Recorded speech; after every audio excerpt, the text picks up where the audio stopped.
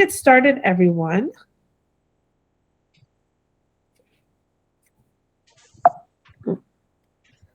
All right, perfect.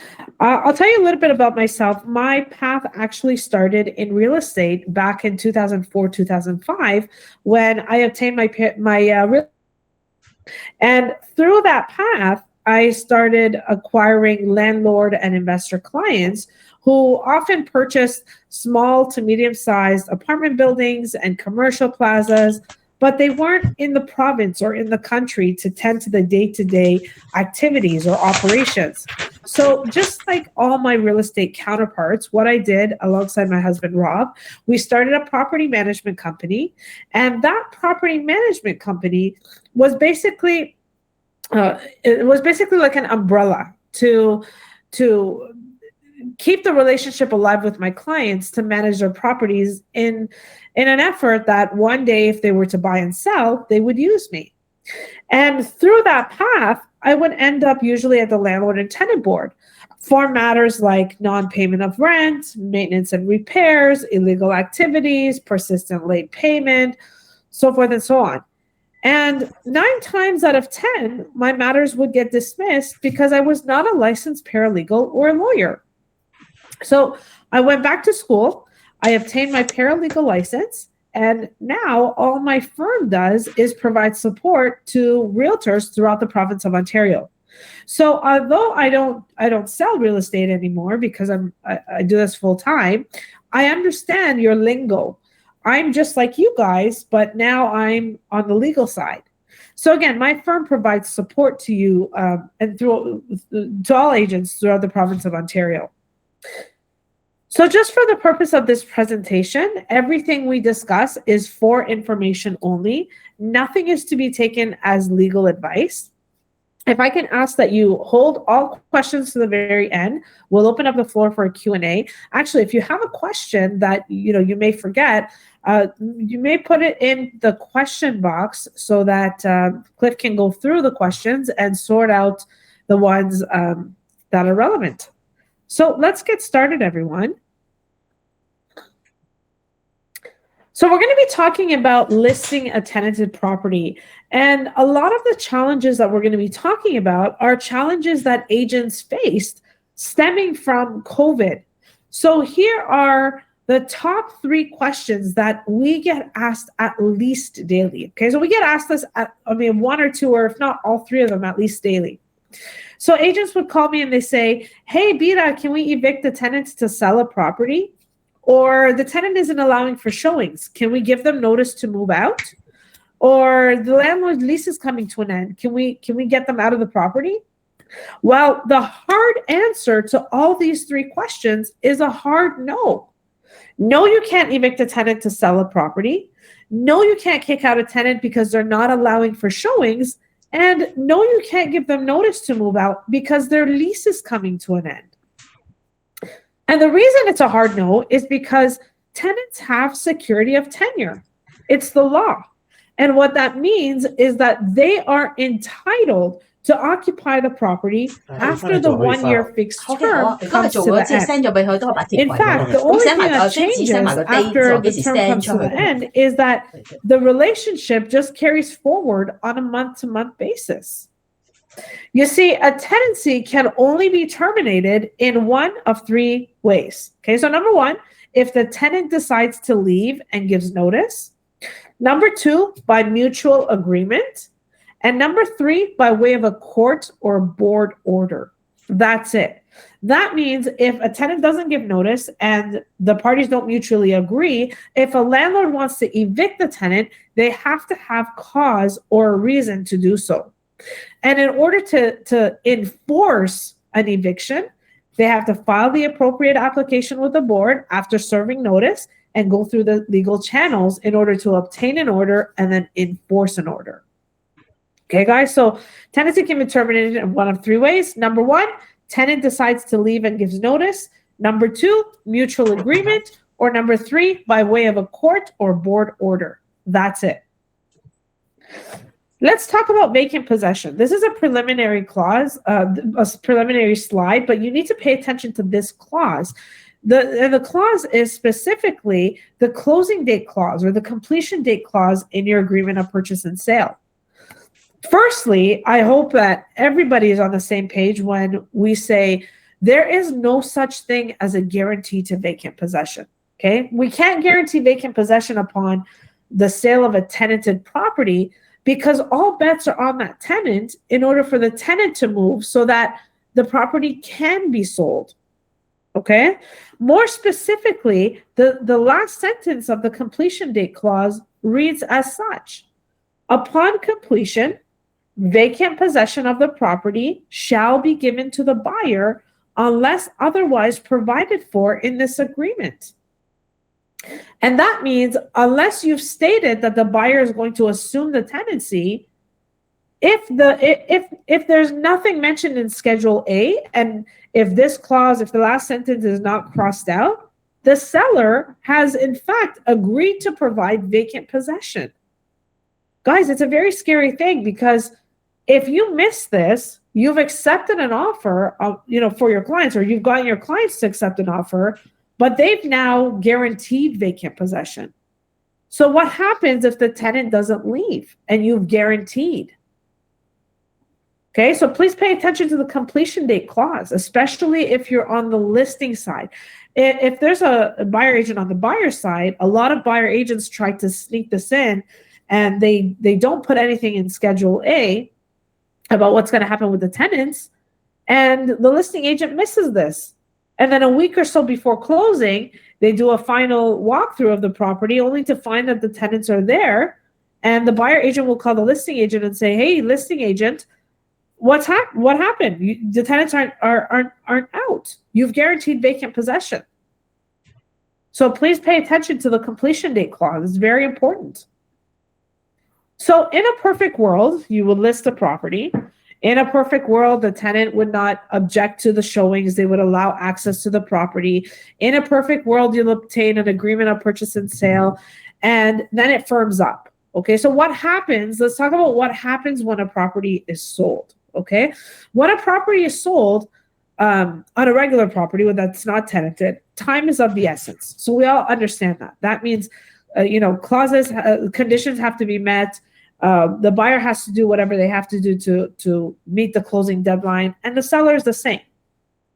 So let's talk about what happens when a property is sold when it's tenanted. And often I have agents who phone me and they say, "Hey, Beta, the property is sold. What do we do? What are my clients' options?" Here are the two options available to landlords. Let's talk about option number one, which is the N12 notice, and option number two, which is the cash for keys. So we're going to talk about option number one, which is the N12 notice to terminate tenancy for the landlord or new purchaser's own use. This is a screenshot of what the notice looks like. Now, guys, this is not a how-to presentation, so we don't need to really go through the meat and bones of the notice. You're not even licensed to serve the notice, so it really doesn't matter what it contains. I just want you to know certain things about this particular notice. The first thing I want you to know is when to serve the notice. Okay, well, can the notice be served? The notice can be served if the landlord requires possession for their own use, meaning they want to move in, or their family member or caregiver or child wants to move in for personal occupation for at least 1 year. Okay, this doesn't mean that they're going to stage the property and make it look like they're living there. Okay, so no, it doesn't mean that.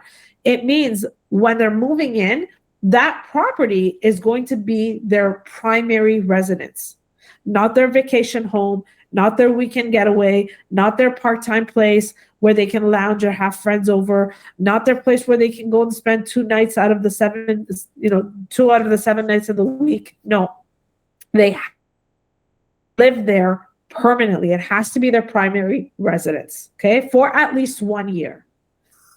For the purpose of this presentation, we're going to be referring to the N12 as for the purchaser's own use. Now, in order for the purchaser to move into the property, the notice can be served if the landlord has a firm agreement of purchase and sale, not a conditional. Also, if the property contains 3 units or less, or if the purchaser requires possession for themselves, their child, or their caregiver for personal occupation for at least 1 year. Now, I want you to note one thing. I've included in here for the purchaser's use for at least 1 year. However, there's nothing in the Residential Tenancies Act that makes reference as to how long a purchaser has to occupy the property. Okay? What is in the act is that they have to occupy for a reasonable amount of time. And from my experience, and there's case law to back it up, 6 months is not reasonable. 8 months is not reasonable. Even 10 months, some adjudicators don't find that reasonable. The reason why I've put 1 year here is that if 1 year is reasonable for the landlord to move in, then it will be reasonable for the purchaser to remain in the property for at least 1 year. Now, let's talk about one of the consequences or requirements, depending on which side you're on. The N12 cannot be served if a landlord is a corporation or for members of their extended family. So brother, sister, aunt, uncle, niece, or nephew. Firstly, a corporation cannot personally occupy the property. A corporation is a separate legal entity, usually a company. They don't have children. They can't get married. So a corporation cannot personally occupy. And I'm going to sound like a broken record, guys. Please do not serve these documents. Please don't serve these documents for many reasons. Number one, you're not licensed to do so. Number two, your errors and omissions insurance does not cover you. That means if you make a mistake and the board issues an order that you have to pay, guess who's paying out of their pocket? Number three, you open up yourselves up to liability as well as your brokerage to liability. And number four, you really don't know what the requirements or consequences are. So it's best not for you not to have anything to do with these notices. Just know that there is a 60-day notice that can be served. However, a notice is just a notice. There is no enforcement remember, unless you file with the board, you go through the legal channels, and you obtain an order to enforce an eviction at the board. Let's move on. Let's talk about good faith, okay? Because anytime an N12 is served, there has to be a good faith factor.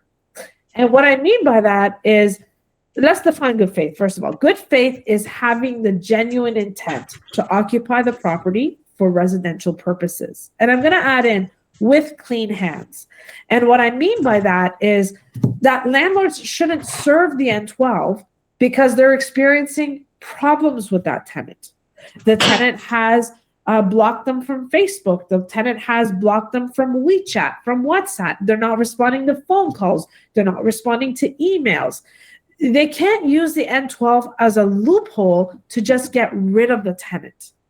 And the reason why is that the tenant has recourse. And what I mean by that is that if a landlord serves an N12 in bad faith and whoever's supposed to move in doesn't move in, that means that the tenant can file an application against the landlord within 12 months from the date that they moved out on bad faith. It's serious stuff. Let's talk about the test of bad faith. And what I mean by that is that, one of the questions that I'll get asked, I'm sure at the very end, if I don't address it now, is how is the board going to know? How does the board know who moved in? Well, they have a test to bad faith. In accordance to Section 57 of the Act, here's a 3-part test that the board applies to consider whether or not the notice was served in bad faith. So number one, they ask, did the tenant rely on the N12 in order to move out of the property?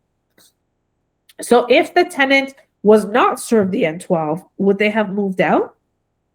Number two, is there an advertisement of the rental property? Right? Is there an advertisement? Is there a Kijiji ad? Did they put it on MLS.ca or is it on Realtor.ca? Is there an advertisement?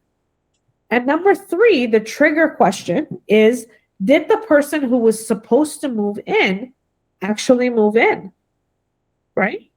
So you can't make it look like you're living there. You can't stage it because tenants have their ways of finding out. Let's move on. Let's talk about remedies that the board can order on a bad faith application to the tenant. The board can order a rent abatement, a rent differential between the former unit and their new unit times 12 months, in order to pay a fine into the board. Moving costs, any out-of-pocket expenses that the tenant has incurred up to $50,000, and it's $100,000 if you're a corporation. Any other order that the board finds appropriate. And here's a new one. Per the new Bill 184, the tenant can request the board to order their full rent times 12 months. So guys, please be careful when your clients are asking you, realtor, please serve the N12, right? I want to sell my property. Let me just make something clear. Personal use doesn't mean the sale of the property, doesn't mean you're going to be personally selling the property. No, personal use means physically moving in, to move into the property, to live there for residential purposes. Let's move on. So like the agreement of purchase and sale, many agreement of purchase and sales, they have conditions, and conditions I'll refer to them as requirements. So N12 is similar to the agreement of purchase and sale, conditional agreement of purchase and sale. And in the sense that it has certain requirements that must be fulfilled prior to the termination date. And if they're not fulfilled, then the application will be void and unenforceable. One of the requirements is compensation. In accordance to Section 48 of the Residential Tenancies Act, compensation equivalent to 1 month's rent must be paid to the tenant on or before the termination date, whether or not the tenant moves out. This is really important. We're going to come back to that. A declaration or affidavit must be submitted to the board from the person who's going to be moving into the property, declaring that they're going to be moving into the property in good faith for at least 1 year. And per the new Bill 184, landlords must disclose in their declaration or affidavit of any previous notices of termination served to the tenant in the past 2 years. So if you have an uncontrollable landlord who, when he gets upset or she gets upset, she just serves an N12, he or she now has to declare this to the board. So guys, please do not serve these documents. Now, I mentioned to you that in the previous slide that compensation has to be paid on or before the termination date, whether or not they move out. Okay, you're probably thinking, well, why would I pay compensation if they don't move out? Well, first of all, it's a requirement of the notice. So if you don't pay it and they don't move out, then your application is void. Secondly, in the N12, and I highly recommend that after this presentation or whenever you have some time, you Google an N12, download it, and really review it. Read it over.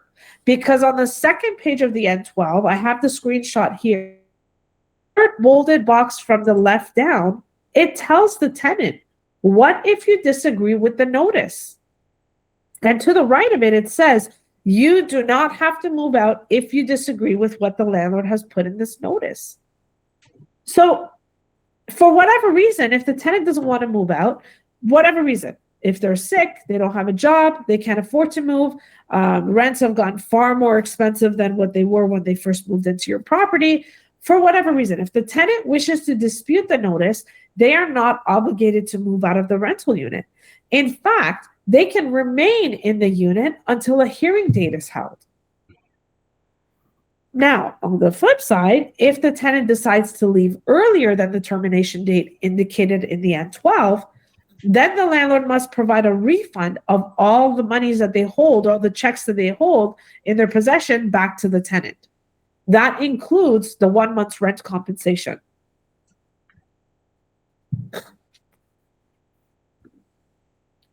So let's talk about canceling the N12, because sometimes I have landlords who get very emotional, they get very upset quickly, and they act before they think. And then they serve an N12 because I'll tell you, I had a landlord serve an N12 because their tenant wasn't responding to WeChat messages. And then he calmed down a little bit. He phoned me and he said, well, how do I cancel the N12? My tenant is now responding. And here it is. Guys, there is no set way to cancel an N12 notice once it's served to the tenant. Once it's served, it's served. That's it. So landlords must make certain that whomever is going to be moving into the property is 100% committed before serving the N12. Because excuses like the person changed their mind, or we bought a dog and now we need a big yard space, none of these excuses are going to fly. And here's why. First of all, the board has heard them all. And secondly, the only party who benefits from the tenant vacating is the landlord. And I'll tell you, my firm is a landlord-based firm. And what that means is 99.9% of our services are geared towards landlords. And I'll tell you, defending an N12 is very, very difficult. Defending a bad faith application is very difficult unless you have concrete evidence that, your actions did not meet the test to bad faith. Okay? Because, and I understand that circumstances change and life changes. I get it. But the only party who benefits, again, is the landlord. Because once the tenant moves, the landlord can jack up the rent price. So keep that in mind before thinking of serving an N12. Let's talk about errors. All legal notices must be free from any and all errors, no matter how minor. So if there's an error in the application, in the notice, the names, dates, address of the rental unit, certificate of service, your application will be dismissed, and you must start the process all over again. So another reason why, guys, please don't serve legal documents, because if you make a mistake, I can almost guarantee your client will point the finger at you. So before we get into cash for keys, let's talk about the delays, okay? Because currently the wait time to get to the landlord and tenant board for a matter to be heard is about 7 to 8 months. And if you have a sale and it's pending, there's only so many times that you can extend the closing. So what's the alternative? The alternative, I tell my clients, is option 2, which is cash for keys. Cash for keys is exactly what I call it. It's basically offering a buyout in exchange for a termination of tenancy. That buyout can be anything. It can be $5,000, $10,000. It can be giving them moving costs. It can be forgiving $20,000 rent arrears that they owe, anything. Okay, so something of value in exchange for a termination of tenancy. Cash for keys should be facilitated by a legal representative who's well-versed with the law and well-versed with the process. That legal representative will negotiate terms directly with the tenant, and upon reaching a settlement, they will draft a consent agreement or terms of settlement along with the N11 mutual agreement to end the tenancy. The consent agreement and N11 are married to one another. And what I mean by that is when they're signed, they can be filed with the board together. Once they're filed with the board will then issue an ex parte order, which is just a fancy legal term for an eviction order without a hearing.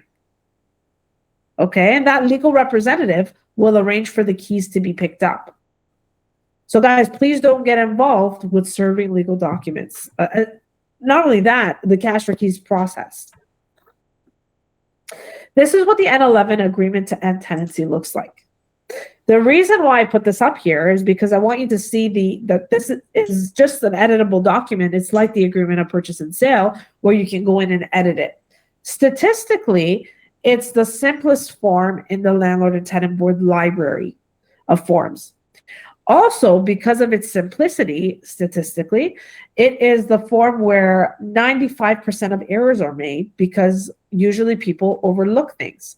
And if you have a tenant who agreed to move out, signed the N11, and started looking and now has tenant remorse, if there's an error in the N11, they can actually contest it, okay, at the board.